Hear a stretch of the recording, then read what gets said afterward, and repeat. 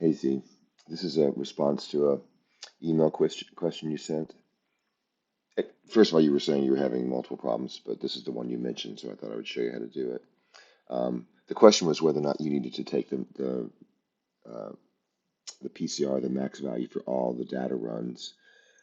Yes, you do need to do that. The reason we do multiple data runs is because one data run is really useless because it could be way off. There could have been a problem with the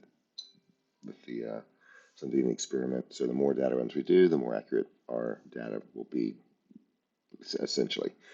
So anyway, here's all of our, and I would suggest you go, you would add your other sheets that I told you to add, so you'd have places to put this, what I'm getting ready to do. But anyway, I might even organize this a little bit first, say PCR, because what we're looking for is the max loads, and it's in newtons right now, and we're going to have it also in, need to convert it to LBF, right?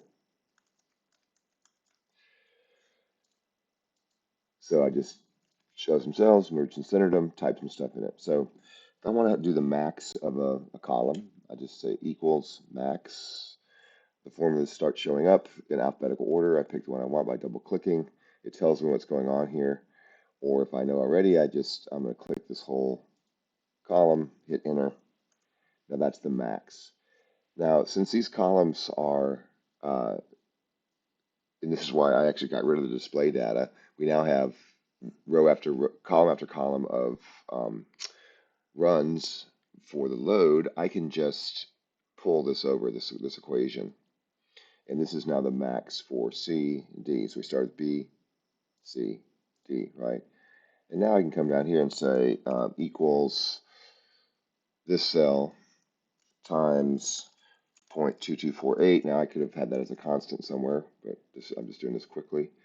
And pull that over, and now I've got my max. This is what I'm going to put in my table, these three values. Now, if I want to do this for the same thing for continue on for other sheets, I just can Control C, copy it, come over here to the same place, Control V. These are now for this. Uh, these are the calculations for this sheet. We can see that they are changing. So I keep going. Goes pretty quick. Now the only thing is when I get to, remember we had the first three lengths have only 3 runs, and the rest have 9. So I need to, if you try to do this and then copy this and then, well, actually I'll just do it. So say I'm here and I say I copy it. If I try to pull this over, it doesn't work because this is actually starting with HH. So remember what we're doing with Excel is it's a coding language, and there's a bunch of protocols, and it's always trying to help you um, with shortcuts. So when I cut and pasted here, it said, "Oh, I bet you're saying go into your data 3 columns over and start there." What we really wanted it to go all the way here. So all I need to do is just change this to CC, and now I can pull this over however many it is, and then I can do the same thing down here.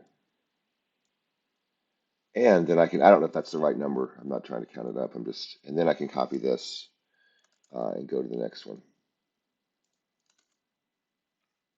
Okay, so that's a shortcut. And then the point is you're taking these values. These are the maxes for each of the runs for each length. You're putting them in that chart that I gave you a sample of, and using that as your PCR values for your experimental data to compare to the theoretical calculations. All right. Let me know if there's other questions.